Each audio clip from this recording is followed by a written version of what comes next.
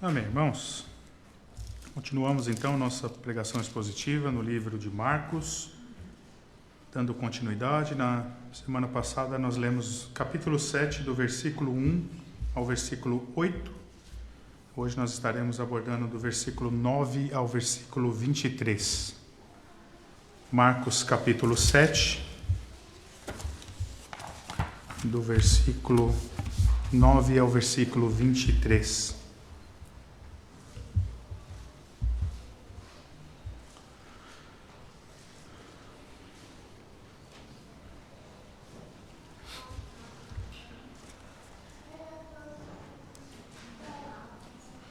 E disse-lhes ainda, jeitosamente, rejeitais o preceito de Deus para guardardes a vossa própria tradição.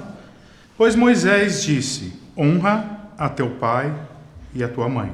E quem maldisser a seu pai e a sua mãe, seja punido de morte. Vós, porém, dizeis, se um homem disser a seu pai ou a sua mãe, aquilo que poderias aproveitar de mim é corbã, isto é, oferta para o Senhor. Então o dispensais de fazer qualquer coisa em favor de seu pai ou de sua mãe, invalidando a palavra de Deus pela vossa própria tradição, que vós mesmos transmitistes e fazeis muitas outras coisas semelhantes. Convocando ele de novo a multidão, disse-lhes, ouvi-me todos e entendei. Nada há fora do homem que, entrando nele, o possa contaminar, mas o que sai do homem é o que contamina. Se alguém tem ouvidos para ouvir, ouça. Quando entrou em sua casa, deixando a multidão, os seus discípulos o interrogaram acerca da parábola. Então lhes disse, assim vós também não entendeis? Não compreendeis que tudo que de fora entra no homem não o pode contaminar, porque não lhe entra no coração, mas no ventre, e sai para lugar escuso. E assim considerou eles puros todos os alimentos, e dizia, o que sai do homem, isso é o que contamina. Porque de dentro do coração dos homens é que procedem os maus desígnios, a prostituição, os furtos, os homicídios, os adultérios, a avareza, as malícias, o dolo, a lascívia, a inveja, a blasfêmia, a soberba, a loucura. Ora, todos estes males vêm de dentro e contaminam o homem. Senhor, graças te damos, Pai, pela tua palavra. Obrigado porque temos a oportunidade de mais essa tarde, Pai, podermos refletir no seu evangelho. Abra o nosso entendimento, abra o nosso coração, Pai, para que nós possamos discernir a Tua palavra. É o que nós oramos e te agradecemos, no nome de Jesus. Amém. Nós vimos, meus queridos, na pregação passada, que em uma discussão ali provocada pela falha dos seus discípulos em lavar as mãos, de acordo ali com as tradições dos judeus, Jesus acusou ali os fariseus e os escribas de legalismo. Eles estavam cometendo legalismo. Eu já expliquei um pouquinho na pregação passada. A palavra legalismo é muitas vezes cogitada muito vagamente na comunidade cristã. Isso nos leva a uma certa confusão, porque existe vários tipos de legalismo pelo qual a verdade de Deus ela é mal interpretada, e nos desvia muitas vezes da centralidade de Cristo Jesus e do verdadeiro evangelho do nosso Senhor Jesus Cristo. Sabe aquele ensinamento que é tão sutil e tão simples que não vemos problema algum? Pois é, meus queridos, é exatamente esse que é o mais devastador dos ensinos, pois ele faz você desviar da verdade sem ao menos que você perceba que você está se afastando da verdade. O legalismo é o que nos faz achar que é pelo esforço humano que nós alcançamos a graça de Deus. E isso é algo que foi um grande problema na igreja primitiva.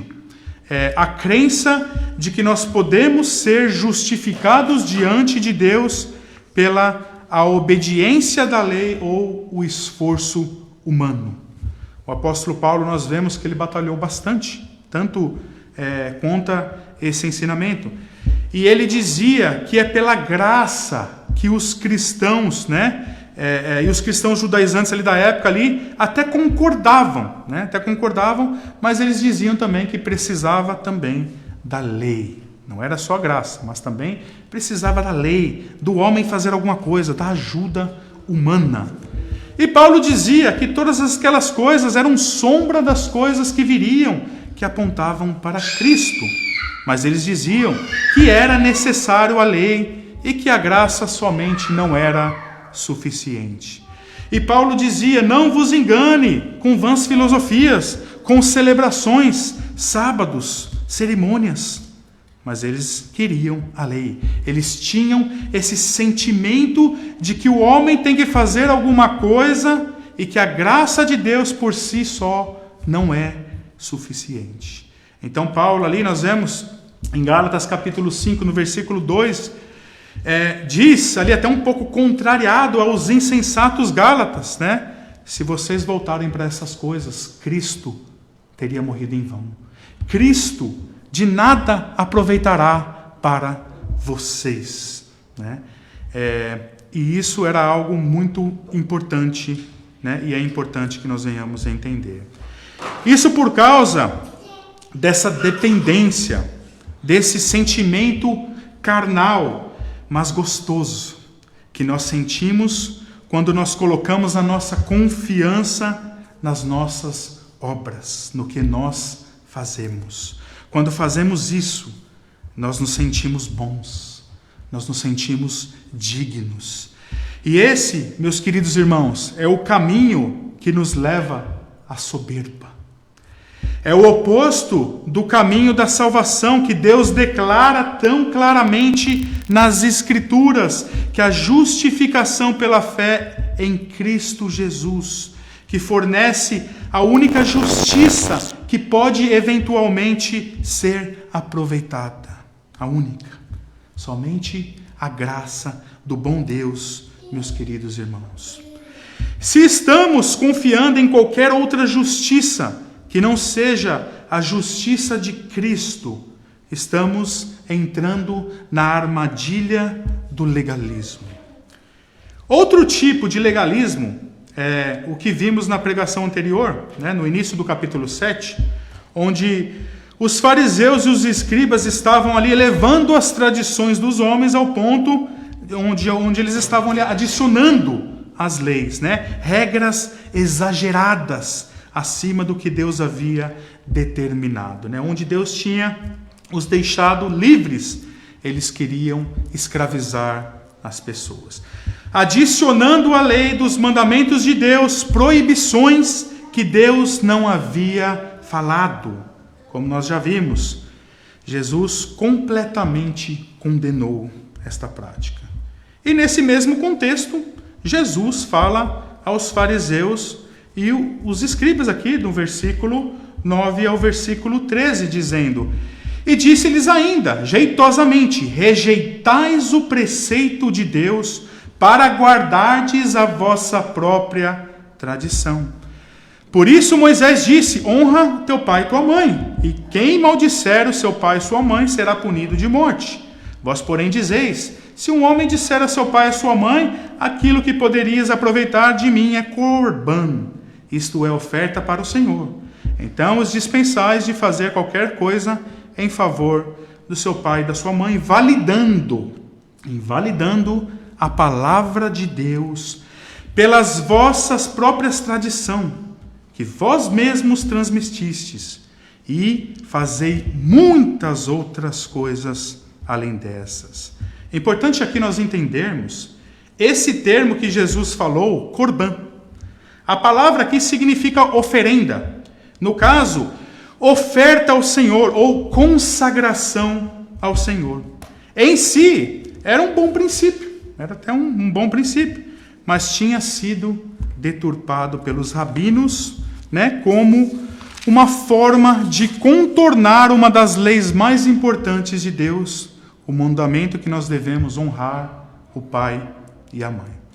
Observe aqui que Jesus não disse: o problema com vocês é que vocês mantêm a lei e a tradição. O contrário, ele disse: vocês invalidam a palavra de Deus e a substituem com a sua tradição. Na verdade, eles estavam aqui usando sua tradição como desculpa para não obedecer à lei de Deus. Eles colocavam a tradição acima da lei de Deus. E aqui especificamente Jesus se referindo ao 5º mandamento. Pois Moisés disse: honra o teu pai e a tua mãe. Mandamento, por sinal, com promessa: honra teu pai e tua mãe, a fim de que tenhas vida longa na terra. É importante nós nos atentarmos nesse mandamento de Deus em nossos dias. Isso porque existe muitos relacionamentos quebrados entre pais e filhos. Muitos, meus queridos irmãos. E esse é o conselho que não eu, mas o próprio Senhor nos dá. Nunca fique brigado com o seu pai e com a sua mãe. Claro que eu sempre digo, né? Nós não devemos ficar brigado com ninguém. Se nós temos um problema com alguém, nós devemos resolver. Agora, a instrução para com o pai e a mãe, além da reconciliação, diz que nós devemos honrá-los. Ah, mas eu estou aqui do outro lado do mundo. Como que eu vou poder, então, honrar o meu pai e a minha mãe? Ligue para eles, converse com eles, gaste tempo com eles, dê atenção a eles. Pai e mãe devem ser honrados. E lembre-se, isso é um mandamento de Deus, irmãos. É um mandamento. Sabe o que é um mandamento? É o próprio Deus dizendo: você tem que fazer isso. Eu mando vocês fazerem isso. É um mandamento para se fazer. E aqui nós vemos que os fariseus, com a sua própria tradição, estavam deixando de honrar os pais. E Jesus acrescentou dizendo: vós, porém, dizeis. Note o contraste. Primeiro, Jesus notou o que Moisés disse. Moisés, ele foi o porta-voz de Deus, ele entregou a revelação divina. Então Jesus, preparado ali para contrastar as palavras de Moisés com as dos fariseus e as dos escribas. Esses especialistas religiosos foram entregar as suas opiniões e ficaram muito aquém da revelação divina. Os fariseus e os escribas, eles não eram agentes da revelação divina, mas Moisés era. E Jesus cita aqui. O contraste era absurdamente gritante. O que exatamente é que os fariseus e os escribas diziam? Jesus disse: vós, porém, dizeis, se um homem disser à sua mãe e ao seu pai, todo o lucro que vocês pudessem ter recebido é corbã. Isto é um dom de Deus. Então eles deixavam de honrar o seu pai e a sua mãe. Aqui, meus queridos irmãos, existe um contexto que nós devemos entender. Os judeus ali, eles haviam desenvolvido um método ali de entrega adiada, pelo qual uma pessoa poderia prometer que na sua morte ele daria todos os seus bens para a obra de Deus. Isso significaria que durante a sua vida ele não seria capaz de usar sua riqueza pessoal para qualquer outra finalidade. Uma pessoa poderia escapar da obrigação de cuidar dos seus pais em tempos de doença ou na velhice. Ele poderia simplesmente dizer: mamãe, papai, eu sei que vocês estão doentes, né? Estou muito triste com isso, mas eu gostaria de ajudar, até gostaria, mas a minha riqueza é corbã. Não dá. Né? Já consagrei tudo para o Senhor, então, né? Tudo que eu tenho está comprometido para com o Senhor. E eu não posso dar o meu dinheiro para ajudar e honrar os meus pais. Aqui é uma lição, meus queridos, para nós. Há uma ciência na teologia, nos estudos bíblicos, que é chamado de hermenêutica. Essa é a ciência da interpretação dos textos bíblicos. E a hermenêutica ensina princípios objetivos e regras que governam o nosso tratamento para com o texto. para não transformar a Bíblia em um pedaço de argila, né, onde nós podemos moldar ali na forma que nós queremos, exatamente como os fariseus faziam. No coração da ciência da hermenêutica, na teologia, nós temos um pequeno fundamento que diz que existe e deve haver uma harmonia entre os textos bíblicos. A primeira suposição aqui é que toda a Escritura é palavra de Deus. Toda a Bíblia é palavra de Deus. O segundo pressuposto é que o que Deus revela em sua palavra é sempre consistente. A consistência é o sinal de clareza da verdade. E a palavra de Deus é consistente em si mesma. Sempre, irmãos, sempre consistente. A Bíblia é sempre harmônica e um texto jamais, nunca pode contradizer o outro. Se isso acontecer, meus queridos, certamente você estará ouvindo um falso profeta ou, como o texto aqui, contextualizando, um fariseu. Temos um personagem na Bíblia que até tentou se opor a uma porção da Escritura contra o Senhor Jesus. Vemos esse incidente na tentação de Jesus no deserto, quando Satanás tentou seduzir Jesus. Ele citou as Escrituras para ele.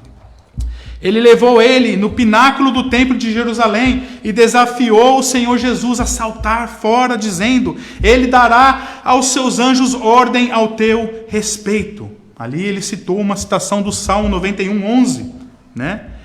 Ele estava dizendo para Jesus: se atira para baixo, nada de ruim vai acontecer, porque Deus já prometeu que os seus anjos vão te segurar. Mas o Mestre Senhor Jesus respondeu: também está escrito, não tentarás o Senhor teu Deus. Né? Nós vemos em Mateus 4:7. Aqui uma situação de Deuteronômio 6:16. Jesus disse: Satanás, você está violando a regra de fé. Você está operando com uma hermenêutica pobre. Você está definindo a Escritura contra a própria Escritura. Jesus ensinou a Satanás um princípio hermenêutico de extrema importância, meus queridos irmãos. A Bíblia jamais pode ir contra ela mesma. E esse é o tipo de coisa que Jesus está lidando com a sua disputa aqui com os fariseus e com os escribas. As suas tradições estavam abrindo todos os tipos de brechas para permitir aqui que as pessoas saíssem do ensino claro da verdade de Deus. Por essa razão, Jesus disse no versículo 13: assim conseguis anular a palavra de Deus, por intermédio da tradição que vós mesmos tem transmitidos.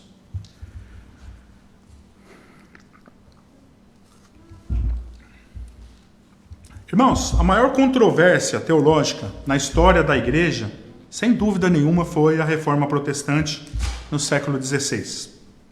Parecia que toda a controvérsia ali era sobre a doutrina da justificação pela fé. Que a base, né, é a base que nós temos de todo o Evangelho. Quando Martinho Lutero foi trazido para debater ali com os príncipes da igreja, eles o lembraram que o seu entendimento da justificação pela fé não era o entendimento que a igreja tinha, não era o mesmo entendimento que a tradição da igreja tinha, no qual a igreja explicava em diferentes categorias. Mas Lutero simplesmente disse: isto é o que a Bíblia diz. A minha consciência não pode ir contra a palavra de Deus. Em outras palavras, Lutero se submetia somente à Bíblia e não às tradições de homens, a tradição da igreja que foi instituída pelo homem contra a palavra de Deus, exatamente como os fariseus estavam fazendo. Afinal, meus queridos, onde está a autoridade? Nas Escrituras ou na tradição do homem? Não há duas fontes de autoridade, ou a Bíblia ou a tradição, uma somente. A Bíblia, meus queridos, é a autoridade que rege a igreja, e isso é muito claro. O Evangelho do nosso Senhor Jesus Cristo é o caminho, a verdade e a vida. E o próprio Senhor Jesus combate as tradições dos homens, como ele mesmo diz aqui. Eles estavam invalidando a palavra de Deus por causa da sua tradição. Eu não consigo entender, irmãos, e sendo muito sincero, como qualquer pessoa sensata que lê o Novo Testamento, que lê as cartas de Paulo, que lê Romanos, que lê Efésios, Gálatas, sobre a justificação pela fé em Cristo Jesus somente, e tire dali qualquer coisa que se assemelhe à doutrina católica romana, que se baseie na tradição do homem. Mas não é só os católicos romanos que são vítimas deste problema. É fácil também nós olharmos, para trás e dizer que vergonha para os fariseus, vergonha para esses rabinos, ou vergonha para os teólogos medievais de Roma. Não precisamos, meus queridos, olhar para muito longe. A igreja evangélica atual também tem muitos problemas nesse sentido. Tem muitas igrejas onde é pregado um reino terreno e não um reino celestial, onde Jesus foi preparar morada. E muitas pessoas querem que esse reino terreno, seguem esse reino terreno e descartam o reino verdadeiro do nosso Senhor Jesus Cristo, que é celestial. Não existe uma tradição, que deva ir contra a palavra de Deus. Não devemos seguir a tradição. Já existe nos nossos dias, uma tradição gospel que deturpa e coloca o homem acima de Deus. E essa tradição, ela cresce, meus queridos irmãos, a cada dia. Deus, cada dia mais sendo jogado para escanteio, e o reino do homem sendo entronizado em muitos lugares nos nossos dias. Isso é pregado, sim, inclusive na internet. Não precisamos olhar para longe, irmãos, mas devemos ter muito cuidado se nos atentarmos somente ao Evangelho do nosso Senhor Jesus Cristo. Por isso que a pregação, como a dos apóstolos, ela deve sempre nos chamar para a centralidade do Evangelho do nosso Senhor Jesus Cristo. Notem bem aqui como Jesus completou aqui a sua repreensão aos fariseus e escribas, observando que o uso do voto Corban não foi o único método pelo qual eles tentavam contornar a lei de Deus. Olha a palavra aqui, o que o Senhor Jesus diz no versículo 13. E fazei muitas outras coisas semelhantes. Não era só isso. Tinha um monte de coisa que eles também faziam semelhante. Semelhante como? Distorcendo a palavra, adicionando, acrescentando. E a gente já viu muito isso. Até aqui o capítulo 7, já vimos muitas coisas que eles faziam. Os líderes religiosos da época de Jesus foram minimizando sistematicamente o impacto da palavra de Deus na vida do povo e no coração do povo de Israel. E isso acontece nos nossos dias, irmãos. Devemos estar de olhos abertos. Jesus então voltou-se para a multidão reunida e disse no versículo 14: ouve-me, todos, e entendei. Ele estava chamando a atenção do povo para ouvir um pronunciamento de autoridade. Jesus estava aqui prestes a dar um oráculo de Deus. E ele disse, no versículo 15, nada existe da pessoa humana que, entrando nela, o possa tomar impura. Ao contrário, o que sai do ser humano é o que faz a pessoa ser impuro. No versículo 16, se alguém tem ouvidos para ouvir, ouça. Com essas palavras, Jesus acabou aqui com todo o ritual do sistema rabínico de purificação, especialmente a comida elaborada e regulamentos de limpezas. Ele declarou aqui, não é o que você come, não é o que você bebe, nada do lado de fora contamina o homem. O que vem de dentro é o que contamina. Ele intensificou o problema do homem não como algo que contamina por fora, mas algo interior. É o que produz a contaminação. E no versículo 17, dizendo que ele entrou em uma casa deixando a multidão e os seus discípulos o interrogaram acerca da parábola. Ele continua. Ao que ele lhes declarou: ora, pois nem vós tendes tal entendimento, não conseguis compreender que nada que entre no homem tem poder de tomá-lo impuro? Pode, efetivamente não entra em seu coração, mas sim em seu estômago, sendo digerido e depois expelido. Ao fazer essa afirmação, Jesus proclama puro todos os alimentos. E ele diz mais: o que sai do ser humano é o que torna impuro. Jesus não poderia ter sido mais claro aqui, meus irmãos. Não há alimentos que causam impureza espiritual em um homem. Pela simples razão de que tudo que é consumido, Jesus diz aqui, é expelido, é eliminado. Não tem nenhum efeito espiritual no coração. A implicação é óbvia. Foi para que ninguém evitasse nenhum tipo de alimentos, pois isso não poderia trazer justiça alguma. Simplificando, todo o sistema alimentar de Israel não valia nada em termos de produzir justiça. Já me perguntaram uma certa vez se é correto nós cristãos comermos comida halal. Aqui tem bastante nos mercados, né? Se você for comer um franguinho ali, certamente o frango ele é halal, né? Que é consagrado ali pelos muçulmanos, consagrado para Allah. E não é eu que respondo isso, não. A Bíblia responde. Paulo responde isso em 1 Coríntios 10, 25, dizendo: comei tudo o que tiver no supermercado, por causa da consciência, sabendo que a terra e tudo o que nela pertence a Deus. Irmãos, a resposta é essa. Posso comer? Come tudo, irmãos. Vai no mercado para comer de tudo, compra tudo que você gosta, aproveite, coma. Né? Ah, mas foi consagrado. Foi consagrado. Não tem problema, irmãos. Nosso Deus é muito maior. Tudo por oração é purificado. Come, tranquilo. A única coisa que eu sempre destaco, e Paulo continua falando isso, né, em Coríntios, que se você for escandalizar uma pessoa em fazer isso, não faça. Né? Se tiver uma pessoa que é mais fraca na fé, um irmão fraco na fé, que o fato de você comer uma comida, né, um halal, vai escandalizar, vai escandalizar, então eu não faço. Então o que eu diria é isso: fique à vontade para comer o que você quiser, né? Mas se você achar que aquilo vai escandalizar um irmão, não faça, né? Para não escandalizar o irmão mais fraco. Caso contrário, meus queridos, enjoy, né? Coma de tudo. Finalmente, Jesus disse aqui no versículo 21 a 23: pois é de dentro do coração dos homens que procedem os maus pensamentos, as imoralidades sexuais, os furtos, os homicídios, e aqui ele dá uma lista, né, completa. E com esse catálogo aqui de pecados, Jesus fez o seu significado perfeitamente claro.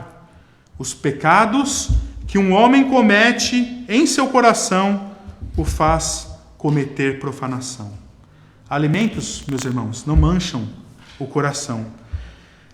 Você se abster de alimentos também não ajuda em nada a não manchar o seu coração. Portanto, é o coração que necessita de atenção e não a dieta. Claro, meus queridos, que ter uma dieta saudável é bom, muito bom, mas não é isso que o texto aqui está falando, né? O que o texto está dizendo aqui é que nenhuma comida pode manchar o seu coração. Claro que ele pode te deixar gordinho, né? Mas manchar o seu coração ele não vai deixar. E nós precisamos entender isso, porque todos nós admitimos que nós somos pecadores. Gostamos de dizer às vezes que errar é humano, né? E perdoar é divino, né? Ou dizer também que ninguém é perfeito quando nós cometemos alguma coisa errada, né? Errar é humano, né? E perdoar é divino, né? Ninguém é perfeito. Quando nós dizemos essas coisas, nós demonstramos que nós vemos o pecado dentro de nós. E em certo ponto, acostumamos com o pecado e esses jargões de uma certa forma nos faz nos sentir um pouco melhor. Afinal, né? Ninguém é perfeito, né? Aí a gente continua pecando, Mas Jesus disse: não à corrupção. Não à corrupção. O livro de Provérbios diz, no capítulo 23, versículo 7, como a pessoa pensa em seu coração, assim ela é. O que nós alimentamos no nosso coração, né, e alimentamos, nós consumimos aquilo. Costumamos dizer, irmãos, achar, né, que o cérebro é o órgão do pensamento. E ele, na verdade, ele é. Mas aqui a Bíblia nos diz que é o coração que dita o que nós pensamos, e não o cérebro. A boca fala do que o coração está cheio. Ou seja, os nossos pensamentos estão cheios do que o nosso coração deseja. Todos nós temos todos os tipos de pensamentos conflitantes em nossas mentes. Mas no que nós realmente acreditamos é o que nos impulsiona. Ideias, meus queridos, podem entrar e sair pelos nossos ouvidos, e podemos entreter esses pensamentos por um tempo nas nossas cabeças. Mas é quando essas ideias perfuram o nosso coração é que vai determinar como nós agiremos, ou como nós viveremos. Em suma, meus irmãos, um homem, ele é definido por aquilo que ele tem em seu coração, pelaquilo que ele alimenta em seu coração. Se o coração é mau, haverá adultérios, prostituição, homicídios, furtos, avareza e todos os pecados aqui que o Senhor Jesus relaciona. Pensamentos ruins, irmãos, todos nós temos. Se alguém aqui disser, eu não tenho pensamento ruim, é mentiroso, irmãos. E a própria Bíblia diz que aquele que não tem pecado é mentiroso. Quem aqui que não pensa coisa errada, irmãos? Pensa na sua vida ao longo da semana. Quantos pensamentos impuros nós temos? Ah, mas eu prego o evangelho, eu sou um pregador. Que diferença faz, irmão? O único perfeito é o Senhor Jesus, irmãos.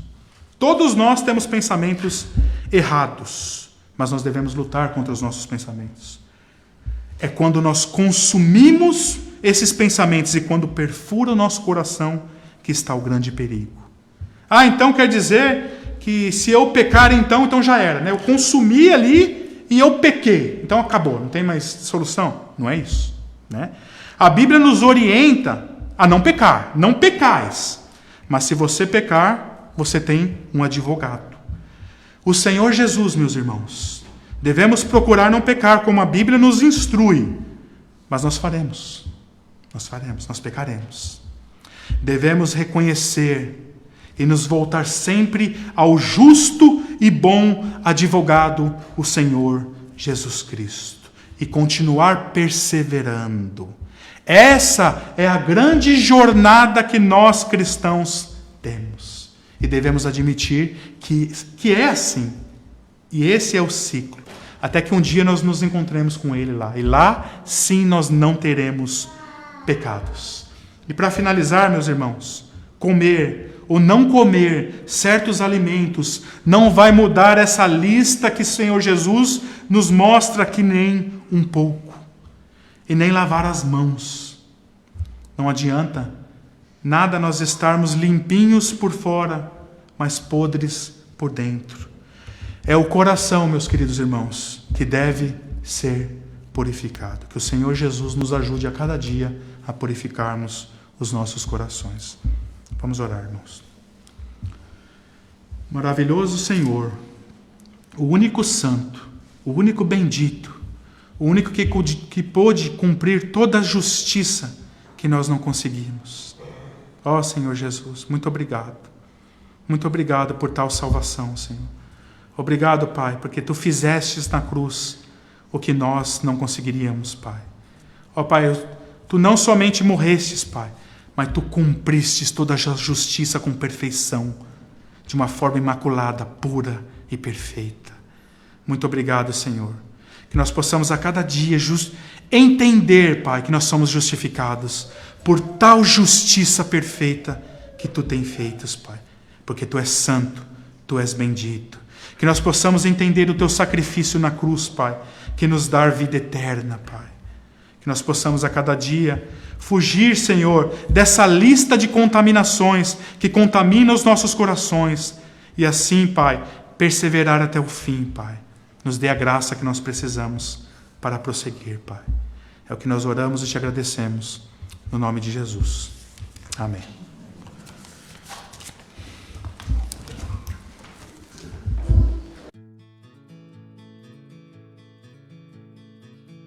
Castelo forte é o nosso Deus, escudo e boa espada, com seu poder defende os seus, a sua